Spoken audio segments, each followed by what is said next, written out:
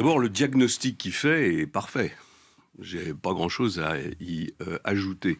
Simplement, c'est un diagnostic d'une cruauté implacable contre François Hollande. Et accessoirement contre ceux qui le conseillent ou qui l'ont conseillé, et contre ceux qui gouvernent avec lui.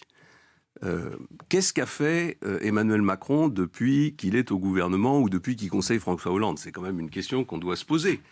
Il a libéralisé les transports par car.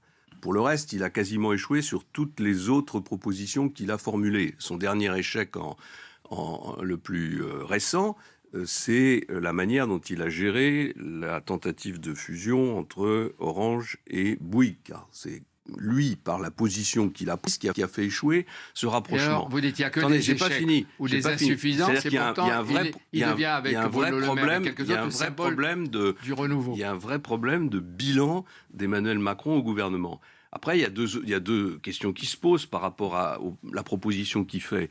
C'est, est-ce que c'est une nouvelle recette de la sauce hollandaise ou est-ce que c'est un plat autonome nouveau? Est-ce que c'est Monsieur Macron? Je n'en sais rien. C'est à lui de trancher cette question, c'est à lui de clarifier la situation.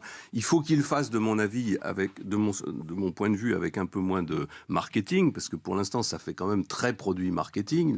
Le clip avec les banques d'images, on va me dire que c'est du détail, mais enfin, il y a quand même un problème d'authenticité du message d'Emmanuel Macron.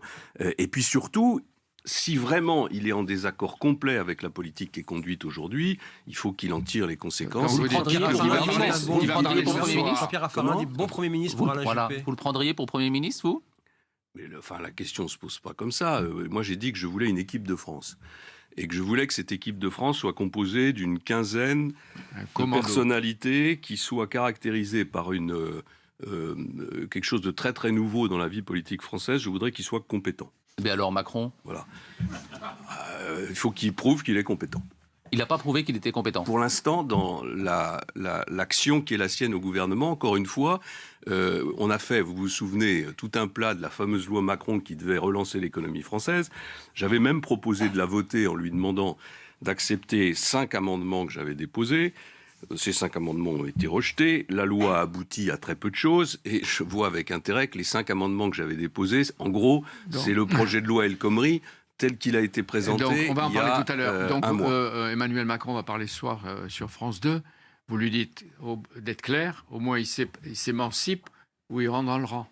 Bah oui, bien sûr, parce que sinon, enfin, il va rester 1 an comme ça encore, à faire semblant d'être dans un gouvernement, à être en opposition permanente avec son Premier ministre, à accepter une politique qui est une politique d'échec sur tous les sujets. Vous Regardez, dehors, vous, hier, si vous étiez Premier ministre? Je pense que, oui, je pense pas que j'accepterais qu'un des membres de mon gouvernement conduise une aventure personnelle qui, en l'occurrence, est assez proche des convictions que je défends, mais qui est totalement contraire aux engagements du président. Valls, c'est trop faible.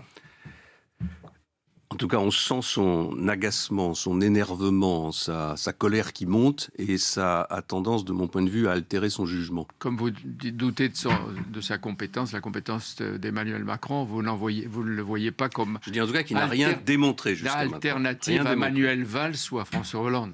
Je regarde la une du journal du dimanche...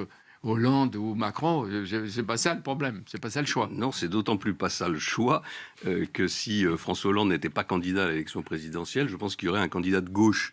Et à ma connaissance, M. Macron n'est pas un candidat de gauche.